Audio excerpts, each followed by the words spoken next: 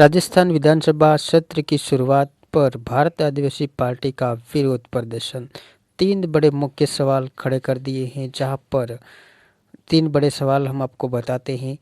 स्कूली हादसा, मासूम की मौत, कालीबाई कलासवा का नाम हटाने पर सरकार को घेरा, आदिवासी समाज को नज़रअंदाज करने का आरोप। ये तीन बड़े सवाल हैं, जहां पर राजस्थान विधानसभा का मानसून सत्र आज से शुरू हुआ है, लेकिन सत्र की शुरुआत से पहले ही राजस्थान विधानसभा के बाहर एक अलग ही तस्वीर देखने को मिली।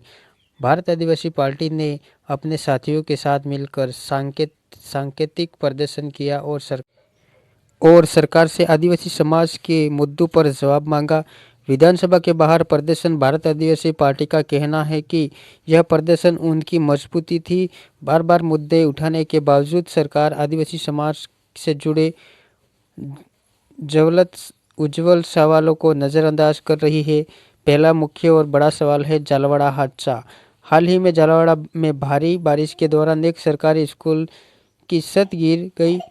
इस हादसे में मासूम छात्रों की जान चली गई। भारत आदिवासी पार्टी पूछ रही है कि आखिर बच्चों की मौत का जिम्मेदार कौन है। आरोप यह भी है कि विधानसभा अध्यक्ष ने अन्य स्थानों पर हुई मौतों पर श्रद्धांजलि दी और लेकिन इन मासूमों का जिक्र तक नहीं किया गया। दूसरा और बड़ा सवाल है उदयपुर कोटड़ा की घटना। उदयपुर जिले के कोटड़ा क्षेत्र में एक मासूम बालिका की जिंदगी से मौत हो गई। अब तक जांच अधूरी है और दोषी खुलेआम घूम रहे हैं। पार्टी सवाल उठा रही है कि आखिर कब तक आदिवासी समाज के साथ इस तरह का अन्याय होता रहेगा। तीसरा और लास्ट सवाल है, जहां पर कालीबाई कलासवा का नाम हटाना। कक्षा 5वीं की पाठ्यक्रम से शहीद कालीबाई कलासवा का नाम हटा दिया गया है। पार्टी ने इन आदिवासी बेटियों के इतिहास और सम्मान पर सीधा हमला किया है।